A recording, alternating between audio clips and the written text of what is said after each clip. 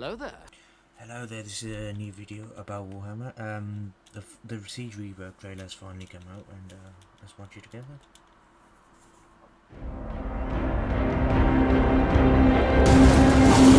Sieging a settlement should not be an easy undertaking. Total War Warhammer 3 has reworked how sieges work. With new ways of attacking as well as defending, every inch taken will cost dearly. Settlement maps are now larger, and we've introduced more variety of maps than in previous games. With the fall of the Turtle Gate, Miao Ying moves her army from the Snake Gate to Wei Jin in an attempt to bolster the city's defenses and drive Tzeentch out of Cathay. Wei Jin, capital of the Celestial Dragon Empire, is a three-walled fortress and a testament to Cathay's architectural brilliance. When defending, walls are the first defense against an attacking army, but by no means the last. We now have the option to turn the streets into a bloody maze. Using supplies, we can build towers, barricades, and traps. Prepare and plan your defense, but never rest easy. The first object for any attacker to overcome is the wall-mounted towers. Unfortunately for us Tzeentch invaders, towers now have wider capture areas, so defenders don't need to be as close for them to be active. This means we can spread our docked units across a larger area and pepper the invaders with arrows, bullets, and artillery on their approach. The might of Grand Cathay isn't enough to keep Tzeentch from breaching the walls. The walls will soon fall. It's time to fall back to our secondary positions within the city. Our defense now lies with our barricades, traps, and towers. We'll need a new currency introduced in Warhammer 3, supplies.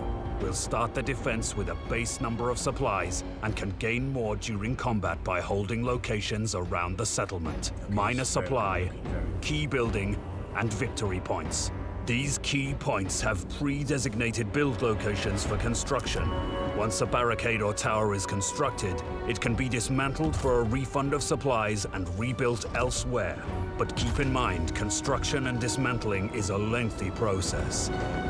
Barricades and towers are destroyed if their health reaches zero, or if the supply, building, or victory point they're attached to is taken by the attackers. If this occurs, your supplies are not refunded. It's worth noting that whilst attackers can capture points, they cannot build barricades or towers. Rather than a messy brawl in the streets, Warhammer 3's sieges are about defenders controlling the flow of battle, using a settlement's architecture to plan and execute layered fallbacks and hardpoints, where they can chip away at an attacker's forces. To this end, settlements have become multi-leveled with bridges and upper tiers that cross over streets, giving ranged units more opportunities to shine. A good many of these bridges and overlooks are dockable like the primary walls, giving our soldiers all the buffs and benefits of any other docked unit. In sieges, both the attacker and defender's role are tactically more challenging and more rewarding. Settlements in Warhammer 3 have been designed with more open areas and strategic avenues to hide troops in. The avenues are the perfect ambush spot, making flanking and devastating charges a more viable tactical strategy.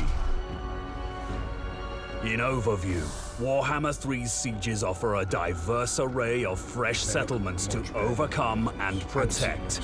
They allow defenders to prepare for a new kind of battle occurring after the attackers have taken the primary walls. They add a new currency to manage and spend on fortifying defensive fallback positions with barricades, towers, and traps which are used to further repel invaders. They allow for a multi-layered experience where units can be docked to overlooks and walls within the settlement itself, and encourages real-time reorganizing of defenses to adapt to an ever-changing battle. All of these features, coupled with dynamic new settlement designs, make for challenging and satisfying sieges packed with highs, lows, and phenomenal visuals. Wei Jin has fallen, but the forces of Tzeentch will struggle to reach the celestial city above.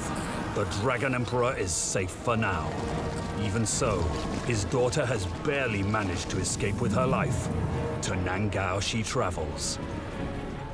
Okay, so most of the things I said in the previous video were right.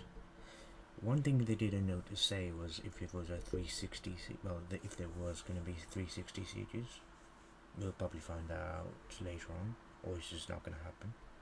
Which I'm fine with, because what they've, shown, I'm okay with.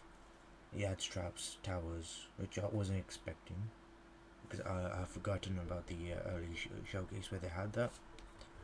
So that'll be very good for the sieges, and I feel like I'm not going to say it's going to be good, because I want to get in and actually play to see if it's good. But it looks very good, like far a bit better than Warhammer 2, where you just fly over, cheese the enemy, and just throw your troops in there without any tactics or concern. Yeah, that's it for today's video. Hopefully they tell us the release date is sooner, apart from early 2022. Thanks very much for watching, and comment down what you think below.